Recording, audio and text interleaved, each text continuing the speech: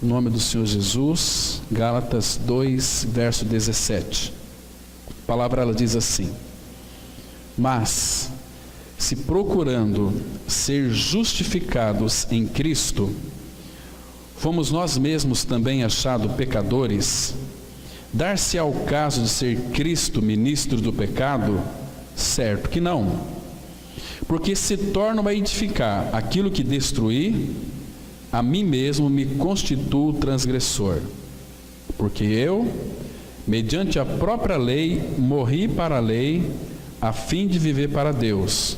Estou crucificado com Cristo, logo já não sou eu quem vive, mas Cristo vive em mim. E esse viver que agora tenho na carne, vivo pela fé no Filho de Deus, que me amou e a si mesmo se entregou por mim. Agora, no mesmo Gálatas, capítulo 5, apenas o versículo 24. A palavra, ela assim se expressa: e os que são de Cristo Jesus crucificaram a carne com as suas paixões e concupiscências. E os que são de Cristo crucificaram a carne com as suas paixões e concupiscências.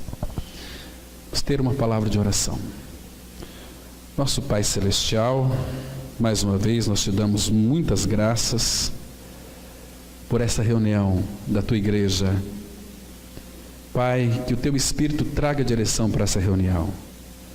Nos dê, Pai, este esvaziamento de nós mesmos, para que nós sejamos, ó Pai, cheios da pessoa de Cristo.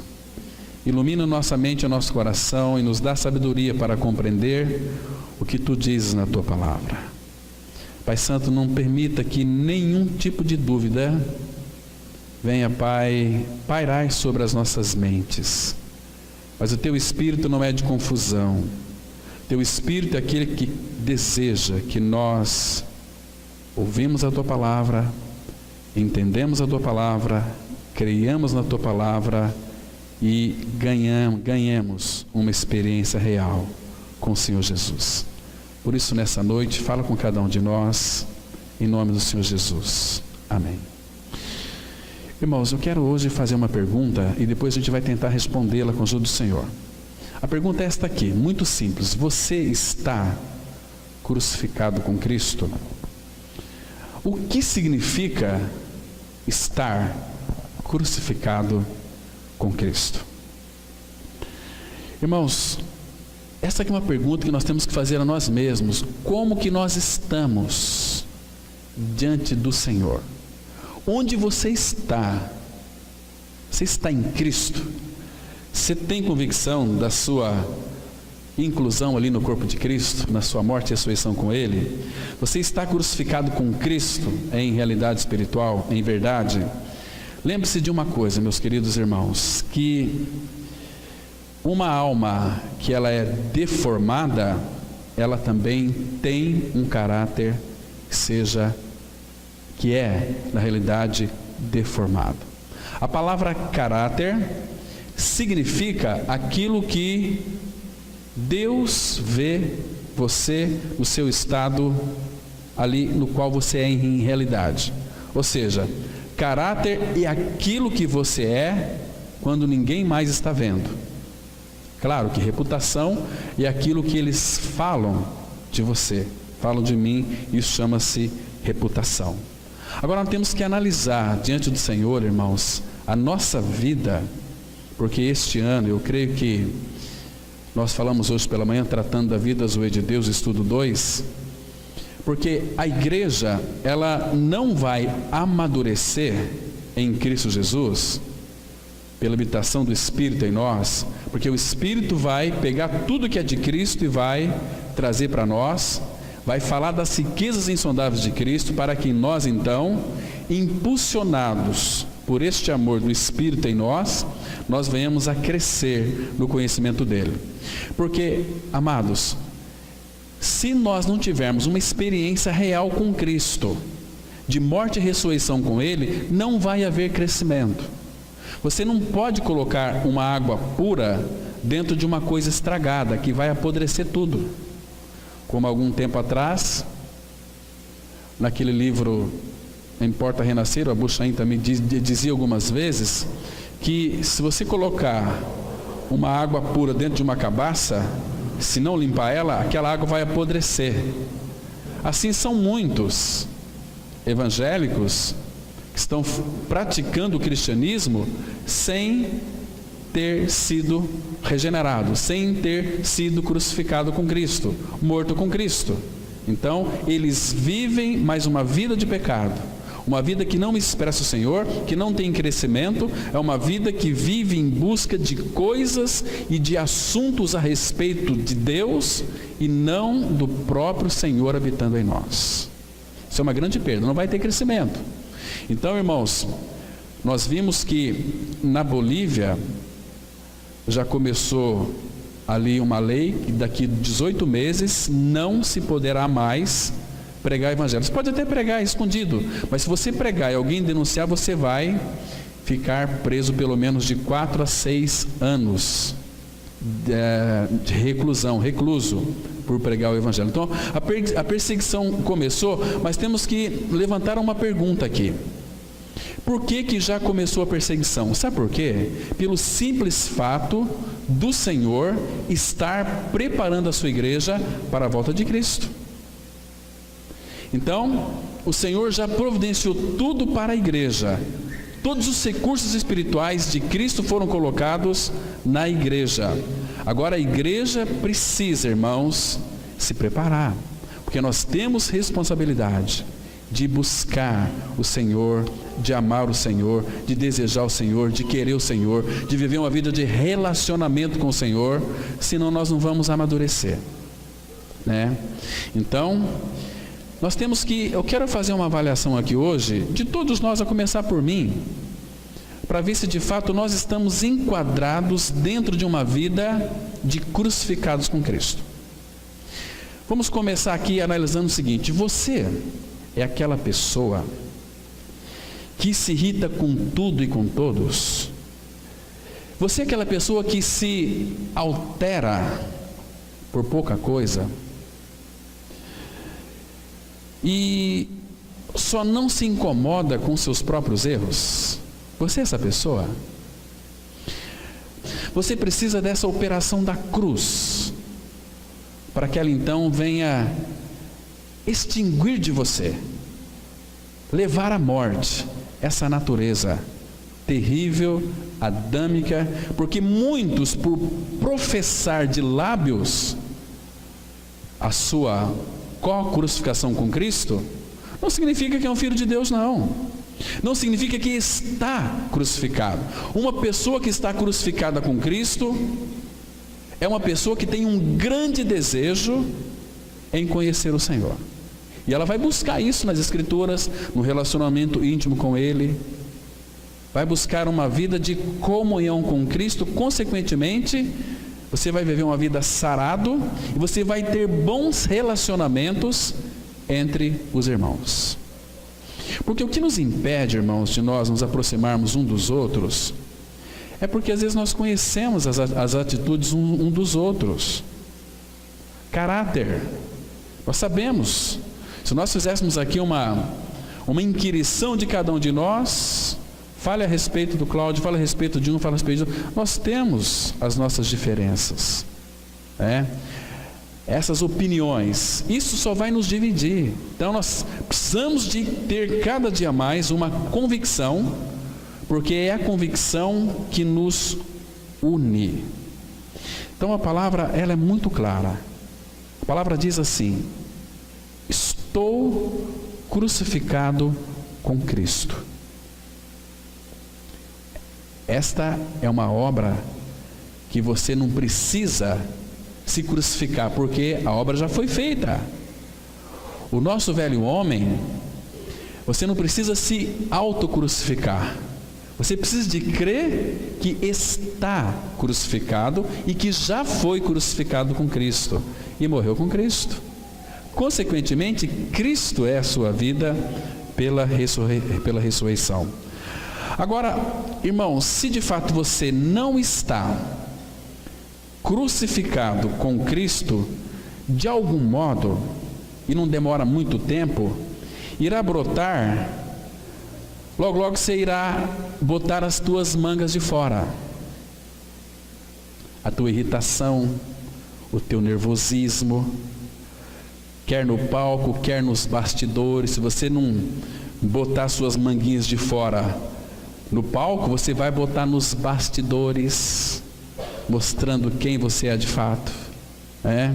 Isso significa que não é uma vida crucificada com Cristo, Se você não é um crucificado com Cristo, você buscará ser reconhecido, ou então você vai ser, de alguma maneira, um xerifão ou uma xerifona de Deus. Você vai encontrar defeito em tudo e em todos, menos em você.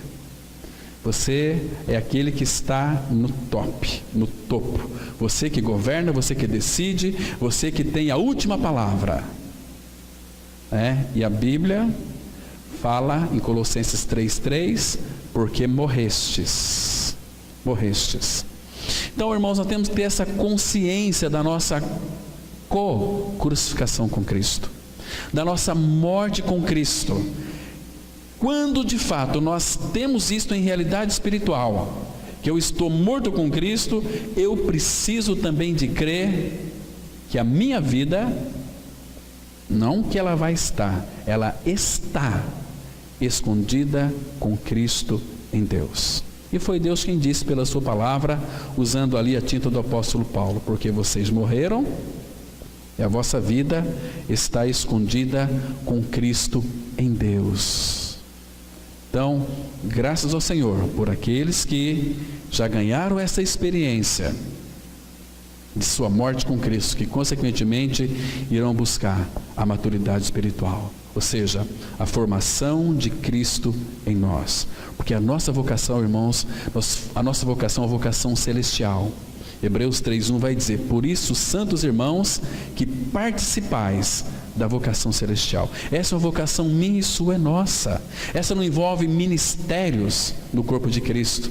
Todos nós, como igreja do Senhor, independentemente de qualquer um dos nossos ministérios, seja de louvor, pregação, oração, visitação, a nossa vocação é uma vocação celestial.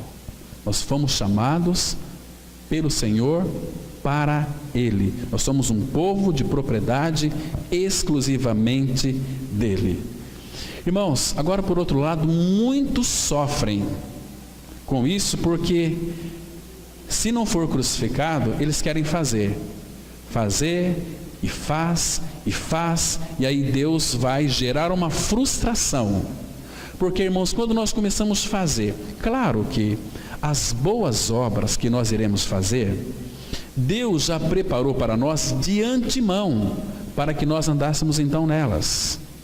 Não precisa ficar preocupado em querer fazer coisas, porque nós gostamos muitas vezes da luz da ribalta, nós gostamos de estar na frente, ser o foco das atenções. Quem não gosta disso? E quem não alcança isso, irmãos, sofre. Aí levanta uma série de argumentos, levanta uma série de coisas. Queridos, entendam uma coisa: a igreja é edificada pelo Senhor, nunca é edificada por homens.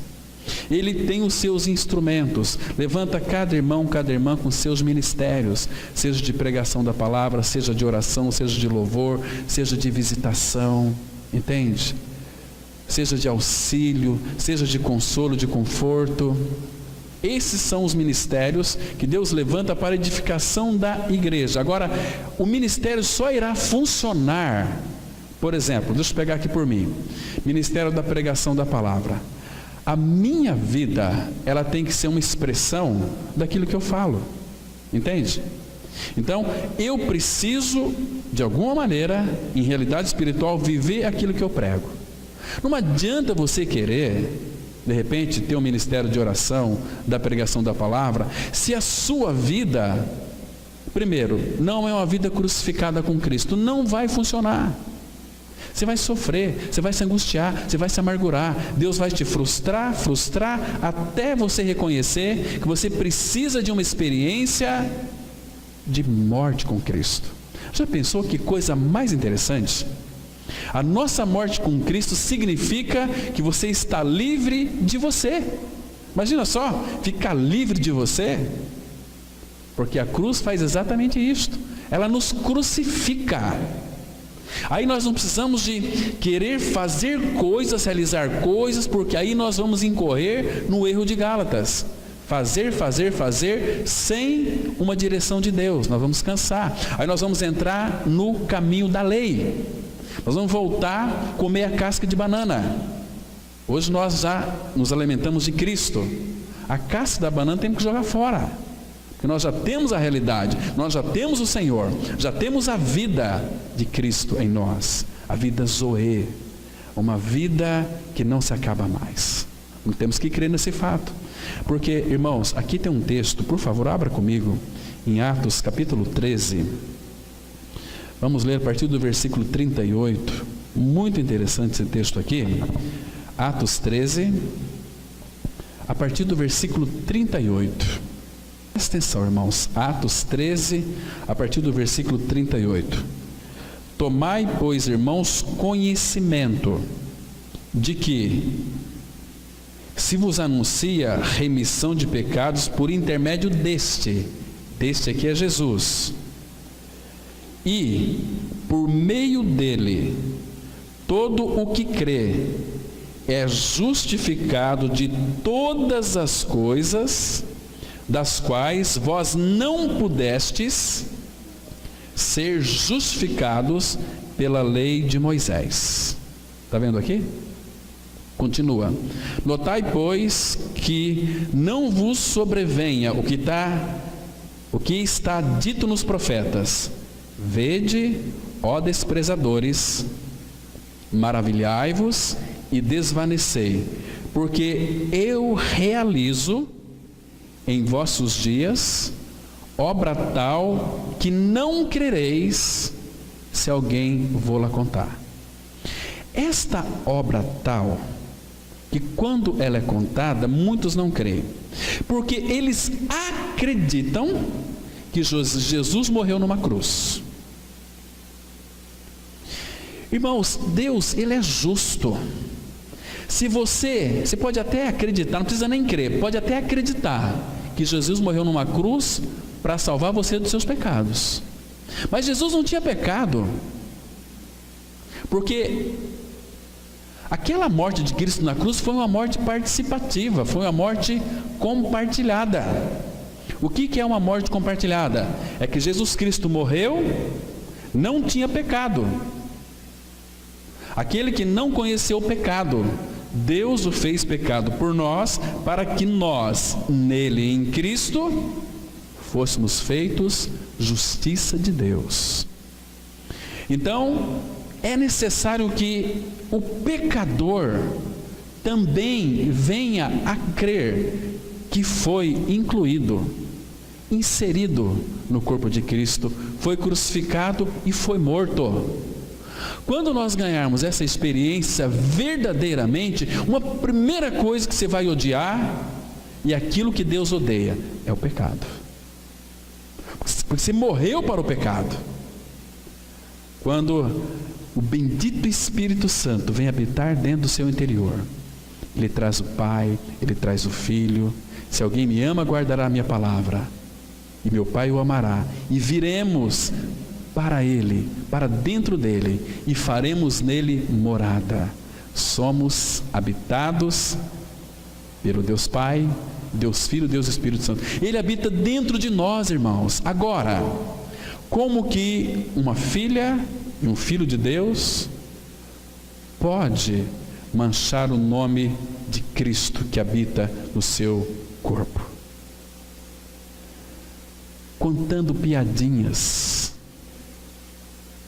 conversando fofoquinhas pelos telefones. Será que isso é um indício de uma pessoa que foi crucificada com Cristo? Ou tão somente é um homem e uma mulher religiosa? Às vezes aprecia mais as coisas que este mundo perverso apresenta e que eles têm prazer nisso, do que viver uma vida de santidade diante do Senhor. uma vida de oração diante do Pai, uma vida de crucificado, uma vida que é inteiramente voltada para o Senhor, não para nós mesmos. Essa é uma vida crucificada. Olha, irmãos, eu bem disfarçado, como se estivesse mortinho, é bem mais perigoso do que qualquer ego arrogante.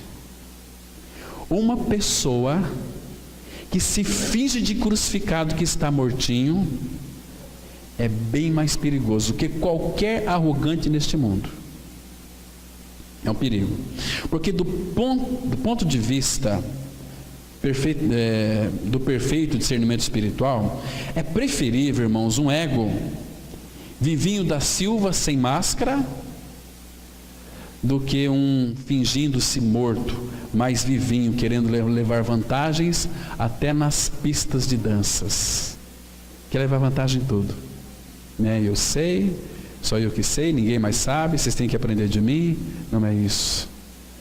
Vida de crucificado, em primeiro lugar, é uma vida que ama o Senhor, porque nós morremos para nós, para os nossos interesses, para os nossos desejos, para as nossas vontades. A nossa vontade é governada pelo Senhor, e o Espírito Santo vai nos guiar sempre para toda a verdade. Uma vida de santidade diante do Senhor. Queridos, vocês sabiam que o Senhor, Ele nota. O Senhor, normalmente quando a gente vai a alguma casa assim, fazer alguma visita, olha, vem conhecer aqui, olha, mas não a repara não, mas não repara não. Eu tenho esse hábito de reparar. Aprendi com o nosso Senhor. Eu reparo mesmo, reparo, mas fica ali, morreu. Mas Jesus, Ele também reparava. Ele reparava aqueles arrogantes que gostavam de ocupar o primeiro lugar. Quer ver só? Uma vida que não é crucificada. Abra sua Bíblia em Lucas 14,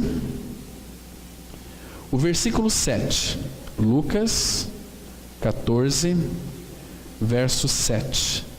Aqui nós vamos perceber alguma coisa interessante, que quando tinha uma festa de casamento, aqueles convidados, muitos convidados, aqueles que se achavam melhores do que os outros, preferiam os melhores lugares. Então Jesus estava reparando esse povo, e Jesus repara todo o orgulhoso, todo o arrogante. Diz assim, Lucas 14, versículo 7: reparando como os convidados escolhiam os primeiros lugares, propôs-lhes uma parábola. Aí ele vai contar sobre a festa de casamento. Mas Jesus, ele sempre reparava aqui. Por que você quer o primeiro lugar? Por que você quer ser o primeiro? Por que você quer estar na luz da ribalta? Por que você quer ser reconhecido? Você não morreu com Cristo? Morreu ou não morreu? Agora, se morreu com Cristo, você vai ouvir esse conselho aqui no versículo 10. Lucas 14, 10. A palavra, ela diz assim, olha, presta atenção aqui. Pelo contrário, quando fores convidado, vai tomar o último lugar, para que, quando vier o que te convidou, te diga: amigo, senta-te mais para cima. Ser-te a isto uma honra diante de todos os mais convivas. E 11 ele diz assim: pois todo que se exalta será humilhado, e o que se humilha será exaltado. Olha, irmãos, já passei por muitas experiências de festa de casamento. O Espírito Santo, quando pisei ali, vai último lugar da fila, vai naquelas bancas lá atrás, caminhando lá para trás. De repente tinha um lugar lá, quando eu ia sentar, chegou uma pessoa, sentou, eu fiquei de pé lá atrás, o último, não tinha nem cadeira. Aí de repente a mãe da noiva disse o seguinte: olha, você não quer ocupar ali o lugar junto com os noivos? Que honra, né? Fui convidado pelos pais da noiva para tomar o lugar à frente. Isso é honroso, isso funciona, irmãos. E se ninguém te convidar, graças a Deus, você estava ali participou da festa. Quantas vezes, puxa vida, eu fui assim em um aniversário, que foi aquela festança, e de repente sentei, puxa vida, e eu percebi que lá longe estava a churrasqueira. Eu falei, puxa vida, hoje eu vou ser o último a sair daqui. Começaram a servir ali por detrás. Falei, olha que bênção, né? Então, irmãos, um crucificado sempre vai para o último lugar, porque o Senhor vai honrar, né? Às vezes as pessoas, elas compram alguma coisa, e às vezes não é vista, não é reconhecida. Ninguém viu o meu vestido, ninguém viu o meu sapato, ninguém viu a minha camisa. Você não está morto com Cristo? Qual é o nosso reconhecimento? O que nós queremos? Que as pessoas batem palma para nós? Irmãos, nós temos o Senhor da alegria que habita dentro de nós. Ele é precioso, né? Então, queridos, volta aí um pouquinho para trás, Lucas capítulo 11, versículo 43 e 44. A gente vai perceber aqui que todo religioso gosta de ser reconhecido. Todo religioso gosta de ser reconhecido. Teve uma vez uma pessoa veio falar para mim, né, na ginástica, pastor Cláudio, fulano de tal, disse que não vai mais naquela comunidade, porque ele foi lá e ninguém pediu para ele ficar de pé para apresentar aquele visitante. Olha, está aqui hoje fulano de tal. Irmãos, pode entrar aqui o prefeito, pode entrar aqui o presidente, vai sentar, vai ouvir, porque imagina só, eu chamo aqui para ficar de pé, está aqui o nosso presidente e a dona Maria que está ali. Qual é a diferença? Nenhuma, né? Eu gostei muito de uma vez, lá na Primeira Batista, assistindo o culto, quando contaram para o pastor, olha pastor, o prefeito da cidade está sentado aí, né? E não era o pastor que queria pregar, era um convidado. Ele falou assim, olha, nem pensa em apresentar aqui prefeito. Ninguém. Todos aqui são iguais. Como Deus fez, colocou todos debaixo do pecado para usar de misericórdia com todos. No reino de Deus não existe pessoas especiais. Aliás, se a gente for analisar a nossa vocação, por que você foi salvo? 1 Coríntios 1:26 em diante vai dizer que nós éramos desprezíveis, nós nada éramos, por isso que você pôde ter crido no Senhor, porque você era nada, eu e você éramos menos do que nada, então nós fomos alcançados, né? Então o orgulho sempre começa aonde, irmãos? No coração. No coração. O orgulho, ele é algo assim sorrateiro, que entra devagarinho em nosso coração, vai ocupando os espaços, mudando a nossa motivação, mudando a base de nosso querer, do nosso agir. Em geral, nós não usamos de violência para chegar mais à frente, nós somos muito corteses e delicados, mas às vezes a arrogância está lá dentro, não foi tratado isso. Nós fazemos um jogo duplo com os outros, né? Nós gostamos disso, colocando o olho sempre nos melhores lugares, nós sempre queremos os melhores lugares, não é assim? Puxa vida, então tem muita gente enganada com a soberba. Lembra lá de, vamos abrir em Obadias, capítulo 1, versículo 3, Obadias 1, verso 3, vamos encontrar bem rápido aí, irmãos. Obadias 1, versículo 3, pode procurar que está na Bíblia, um livro bem pequenininho, você vai encontrar aí, certo? Obadias, capítulo 1, vamos ler apenas o versículo 3, que vai mostrar sobre esta soberba do coração. Obadias 1:3, que bom que todos já encontraram. A palavra, ela diz assim, diz assim, Obadias 1, verso 3. A soberba do teu coração te enganou, ó tu que habita nas fendas das rochas, na tua alta morada, e diz no teu coração, quem me deitará por terra? A palavra soberba é a altivez de espírito, é o arrogante, é aquele que, você sabe com quem que você está falando? É o doutor? É a doutora? Não, é uma porcaria.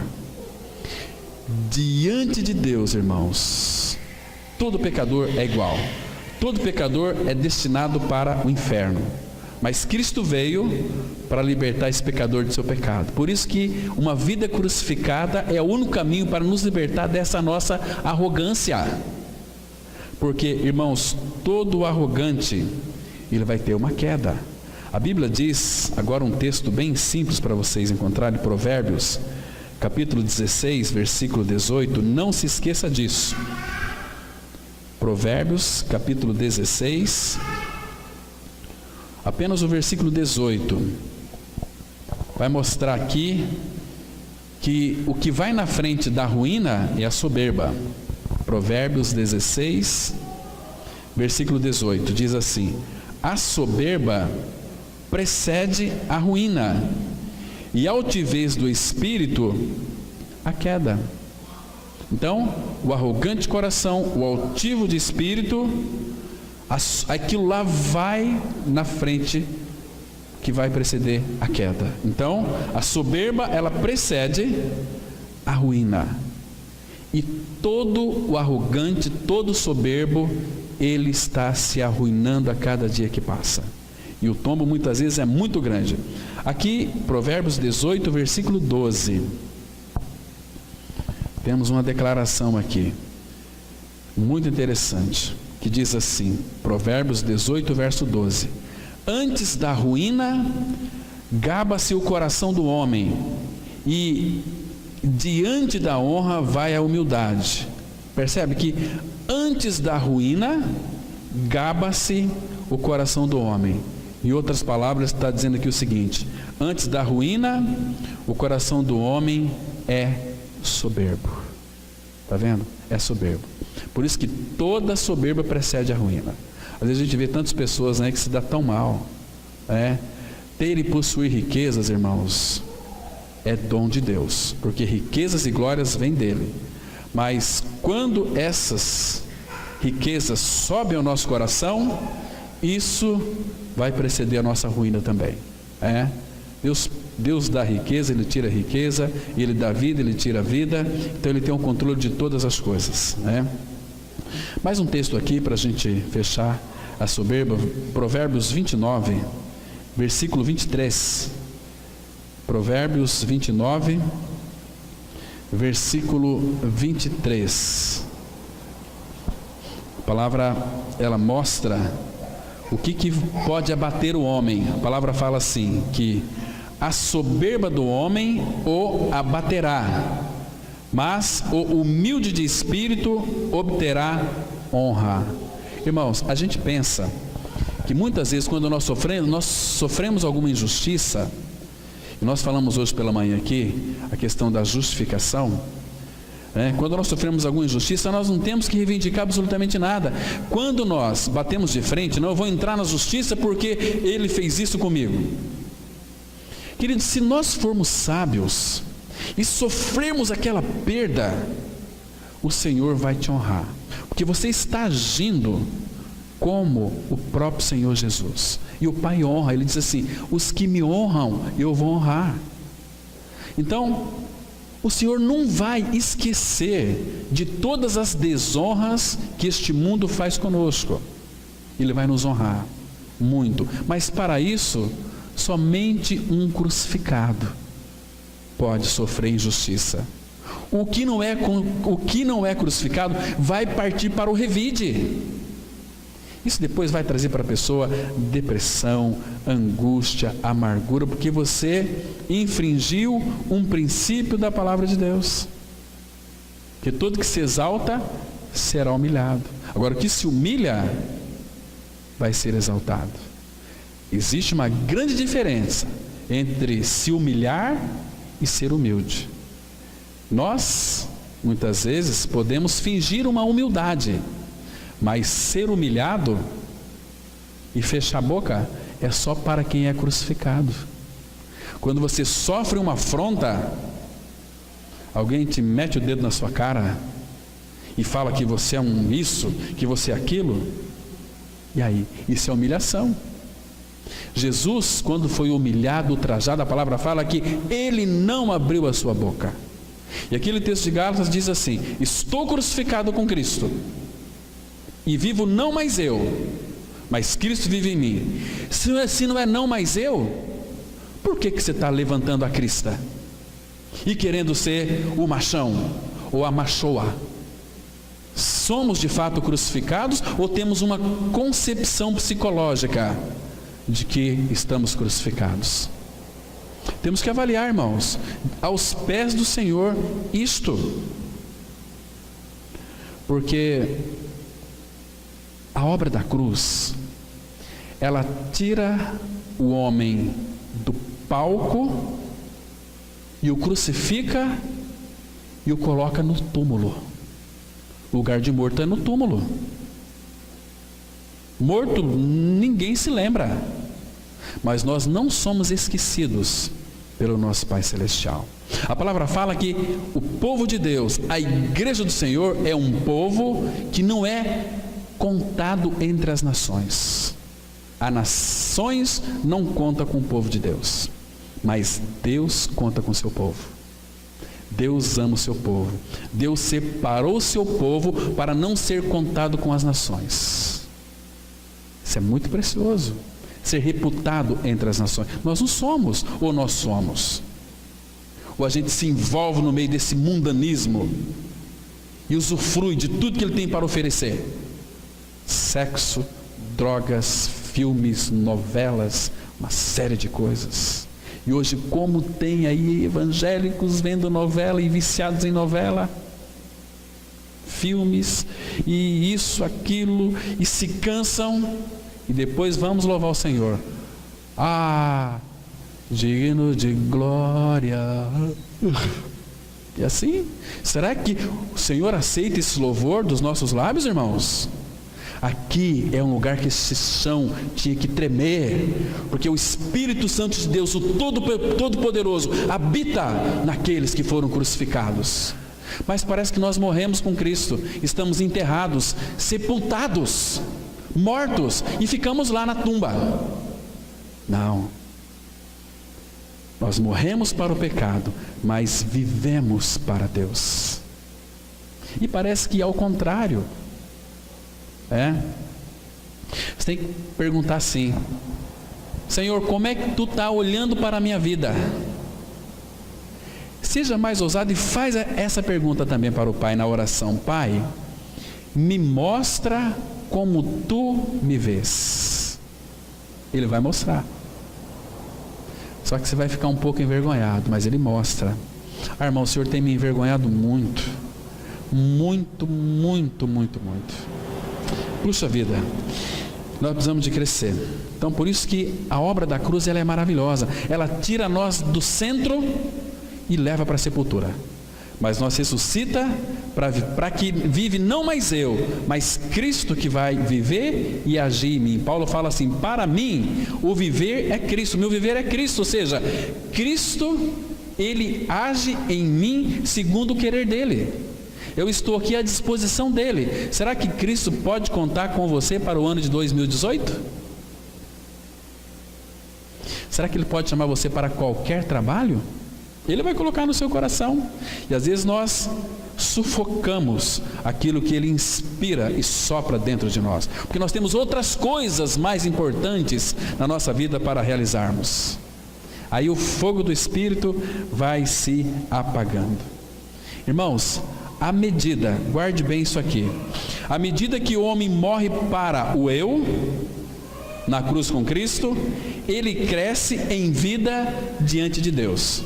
Abra no Evangelho de João, capítulo 3, Evangelho de João, capítulo 3, versículo 30.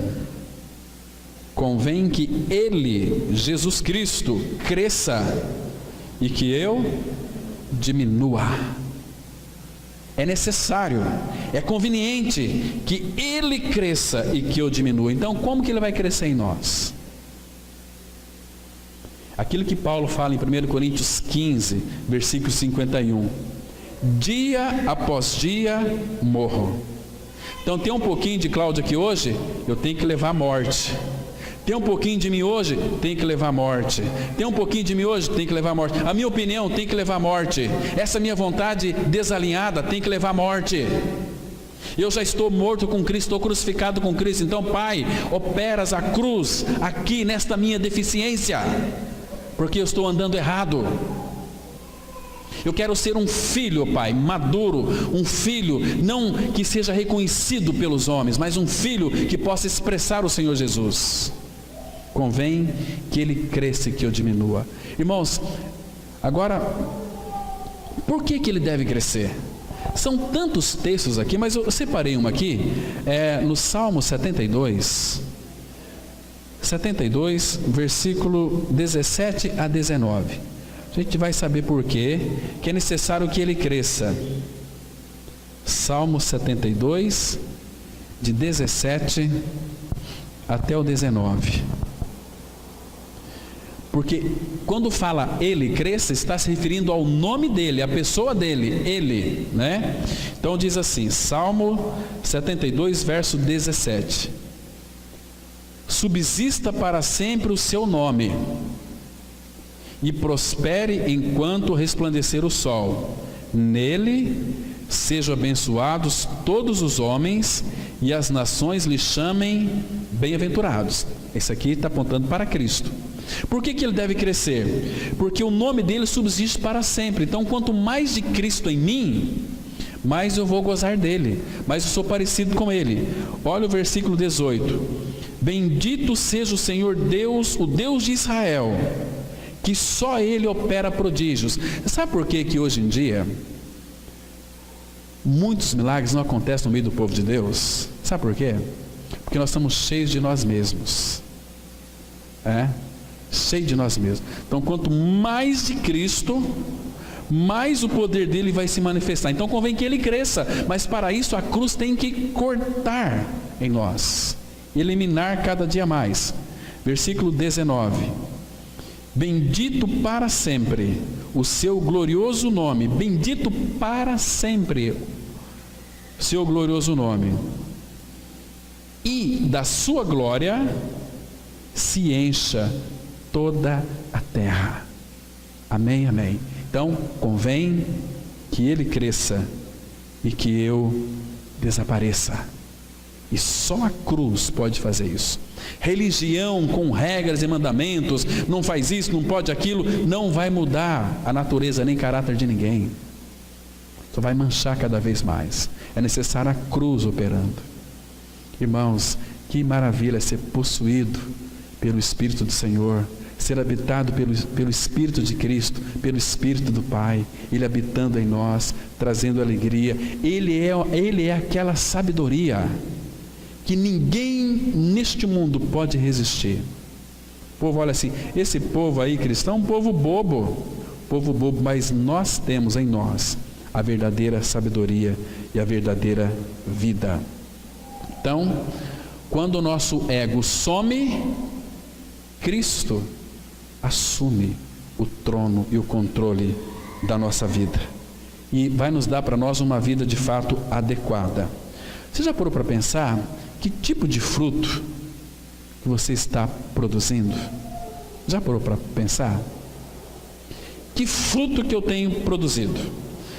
Vamos dar uma olhada nas Escrituras, irmãos, em Lucas capítulo 6, versículo 43. Lucas 6, verso 43, temos uma declaração aqui formidável da palavra. O que eu tenho produzido? Diz assim, Lucas 6, 43. Não há árvore boa que dê mau fruto, nem tampouco árvore má que dê bom fruto. Porquanto cada árvore é conhecida pelo seu próprio fruto, porque não se colhem figos de espinheiros, nem dos abrolhos se vindimam uvas. Então, irmãos, se nós vivemos uma vida de crucificado, Por que então os frutos muitas vezes não condiz com aquilo que nós dizemos e proferimos que produzimos? Porque a única maneira de conhecer uma árvore é pelo fruto que ela produz. Irmãos, o mundanismo tem invadido as igrejas. O mundanismo tem misturado no seio da igreja. Hoje as pessoas vêm para reunir como igreja do Senhor sem reverência nenhuma. Brincadeirinhas, coisinhas mais interessantes. Às vezes estamos aqui, mas a nossa mente está lá no cinema, está lá no shopping, está lá, gente, no filme que eu vou ver depois, no lanche que eu vou comer depois. Nós não desfrutamos de Cristo, irmãos. Isso é uma perda muito grande para a vida da igreja. Precisamos viver uma vida de crucificados. Um recém-convertido, ele aproximou-se de Tozer, um cristão mais antigo, e ele fez a seguinte pergunta: o que significa estar crucificado com Cristo, Tozer? Tozer respondeu para ele o seguinte: olha, estar crucificado com Cristo implica em 3 coisas. Primeiro, o crucificado tem os olhos voltados para uma só direção, Cristo, olhando firmemente para Jesus, autor e consumador da nossa fé. Uma coisa faço, esquecendo-me das coisas que para trás ficam e avançando para que diante de mim estão, prossigo para o alvo. O cristão tem um alvo, é Cristo, não coisas. As coisas ele pode acrescentar, né? Então, segundo, ele não pode voltar atrás, porque ele está morto. E terceiro, ele não tem mais planos próprios. Ele faz os seus planos, fala: Pai, é da tua vontade? Se for da tua vontade, abençoa. Se não for da tua vontade, me tira isso de cena. Hoje nós fazemos nossos planos e executamos e começa a dar errado. Senhor, abençoa. Deus não está nesse negócio, Ele não vai abençoar. Faça projetos, seja um sonhador. Sonha coisas impossíveis. Coloque diante do Pai. Se o Pai abençoar, irmão, irmã, você vai prosperar. Mas você faz as coisas, nós fazemos as coisas, e depois fala: Senhor, abençoa o meu projeto aqui, e toca o barco. Tudo errado. Espera a vontade do Pai. Por que errar, irmãos? Por que ficarmos ansiosos com coisas? Por quê? Então, queridos, pensemos nesses 3 fatos. Nesses 3 fatos que eu acabei de dizer. E lembrando de uma coisa, aquele texto não precisa abrir, só vou citar aqui. 2 Coríntios 5,15, que diz assim: e ele morreu por todos, para que os que vivem não vivam mais para si. O que é viver para si? Irmãos, nós não temos o direito de viver para nós mesmos, para os nossos gostos, para os nossos familiares, para os nossos trabalhos, nós vivemos para o Senhor. Os que são crucificados com Cristo vão viver para o Senhor, vai priorizar Ele em primeiro lugar. Senão, significa que a vida está uma vida morna, uma vida esquisita, estranha. Então eu vou reunir como igreja por um desencargo de consciência. Eu estou indo, então Deus vai me aceitar? Não vai aceitar. Ele só vai aceitar na base daquilo que Cristo é e fez. E uma vez que estamos em Cristo, a nossa vida tem que ser adequada, viver em unidade. Não precisa nem pregar aqui viver em unidade, porque a igreja vai viver esta unidade, vai desfrutar disso, irmãos, de uma forma tão amorosa, né? O símbolo da nossa fé não é um sofá, é uma cruz. É cruz. Irmãos, a cruz de Cristo é dura, foi terrível para o nosso Senhor, né? Mas somente ela em nossa vida pode adoçar a mais amarga experiência da vida de qualquer um de nós. Sabe por quê? Porque fora da cruz nós conseguimos vencer os outros, mas a cruz, ela nos vence. Irmãos, o que o Pai quer é vencer eu e você. Ele quer nos conquistar, mas nós somos duros, nós ouvimos e não atendemos. Já estou acabando. Abra em Isaías 42, por favor. Isaías 42. Vamos ler aqui apenas o versículo 20. Deixa eu ler o contexto, pegar o 18, e diz assim a palavra. Isaías 42, versículo 18. A palavra fala assim: surdos, ouve, e vós cegos, olhai para que possais ver. Nós temos ouvidos e somos surdos, nós temos olhos e somos cegos.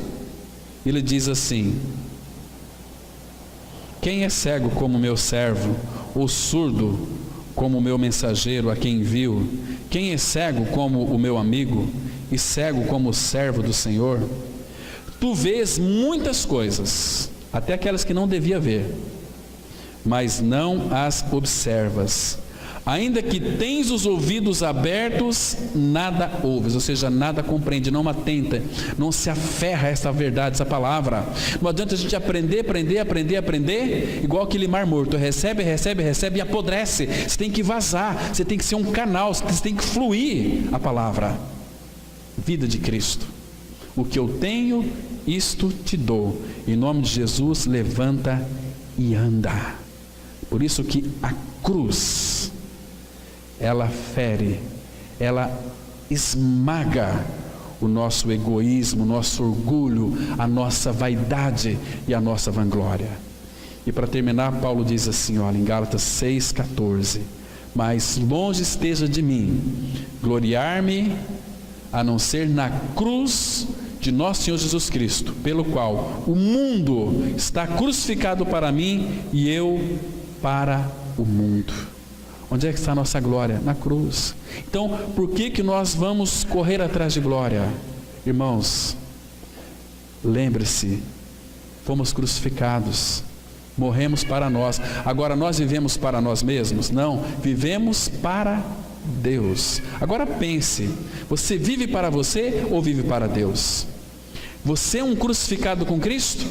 Ou você tem um conhecimento da verdade que você foi crucificado com Cristo, mas isso não é realidade na sua vida? Então fala: Senhor, por misericórdia, me dê esta experiência da minha morte e ressurreição com Cristo, para que eu possa então crescer e o Senhor encontre em mim caminhos para agir, para atuar, para operar, e que eu seja uma nova criatura, um santo, um filho de Deus em Cristo, para a tua glória. E assim, deste modo, eu estarei preparado para que quando o Senhor voltar, eu estarei pronto para as bodas do Cordeiro. Que grande dia vai ser este, irmãos. Que grande dia vai ser este. O dia da boda do Cordeiro. O teu Criador que te fez todas as coisas, vai sentar na mesa contigo. E Ele mesmo vai lhe servir. Por quê? Porque você creu que morreu com Ele, ressuscitou com Ele e desejou conhecer o teu Senhor. Ah, irmãos, isso encanta o Senhor. E se nós agirmos assim, Ele vai nos surpreender a cada dia mais. Amém. Vamos ter uma palavra de oração. Oh, nosso Pai, que alegria é poder estar diante do Senhor, para poder, oh Pai, te dizer muito obrigado por cada um de nós que temos ouvido a Tua palavra, temos liberdade para ouvir a Tua palavra. Obrigado porque o Senhor tem falado. Pai, abra por misericórdia os nossos ouvidos, para que ouçamos a Tua palavra, para que ganhamos uma experiência com essa mesma palavra. Obrigado, Pai, porque hoje nós podemos entender que nós fomos crucificados com Cristo e ressuscitamos com Cristo, e Cristo é a nossa vida. Agora, Pai, coloque este anseio em nosso coração para crescer no Teu conhecimento. Nos dê, Pai, uma semana guardada em Teu nome. Abençoa essa semana. O Senhor é aquele que vai adiante de nós, mas também a nossa retaguarda. Obrigado pela saúde. E que este ano, Pai, seja um ano de triunfo, de vitória para a Tua igreja e para cada pessoa que está aqui nessa oportunidade. Leve-os guardados para seus lares. Em nome de Jesus Cristo nós oramos. Amém.